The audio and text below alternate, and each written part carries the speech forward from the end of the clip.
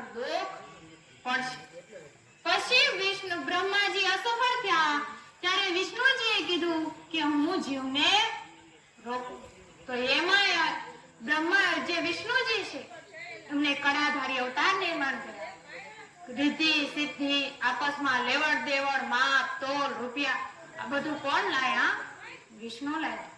પણ એમાં આપણો જીવ અટકાણો નહીં। કેમ નો અટકાણો?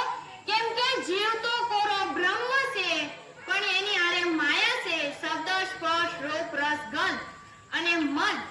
આ માયા છે એટલે એને એક દિવસ કાળના મહાદુઃખ પડશે।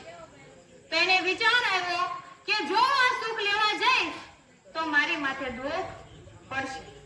ત્યારે શિવ અને શક્તિ યુક્તિથી વિચાર કર્યો કે જો આ ધરતી ઉપર જીવ રોકાશે નહીં તો ધરતીમાં રહેશે કોણ? આ સૃષ્ટિ તો આવડી મોટી બનાવી પણ કોક રહેવું તો જોઈએ ને। એના માટે એમને અહીંયા વસ્તીને જે જીવ છે એને લાવવા માંગ્યા। બધા જીવને અહીંયા મોકલ્યા। જીવ બ્રહ્મના પદમાંથી અહીંયા બધા જીવને મોકલ્યા અને શિવ અને શક્તિ યુક્તિથી વિચાર કર્યો કે તમે જે આ જીવ છે એને ફક્ત સુખ જ આપ્યા છે। જો એને સુખની હારે તમે દુઃખ આપશો તો જીવ આપમેળે અહીંયા રોકાઈ જશે। તો આપણા દેહની અંદર સૌપ્રથમ રોગ ઉત્પન્ન કર્યો। એ રોગ ઉત્પન્ન કર્યો એટલે આપણને દર્દ થવા લાગ્યું, દુઃખ થવા લાગ્યું, પીડા થવા લાગી, યાતના ભોગવવા લાગ્યા। ત્યારે આપણો જીવ ઈ કેમ મટે? આના માટે શું ઉપાય કરવો? તો એના માટે ઘણા જીવ ઔષધિ બનાવવા લાગ્યા, દવા બનાવવા લાગ્યા। એ દવા બનાવતા જે જીવ અહીંયા બનાવવા જાય કે ગોતવા જાય ઔષધિ તો એમાં જીવ અટકાવવા લાગ્યો। હવે આખો દિવસ એ ઔષધિ બનાવે તો એને થાક તો લાગે, કેવી રીતના મટાડવું?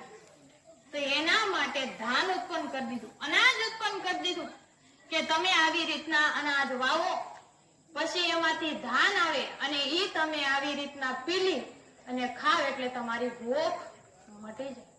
તો એવા કોક જીવ હતા કે આખો દિવસ આ કામ ધંધો કરે પણ રાતે કુદરત માલિક પરમાત્માનું જ્ઞાન અને ધ્યાન કરી આદિ ઘરે પાછા વયા જાય।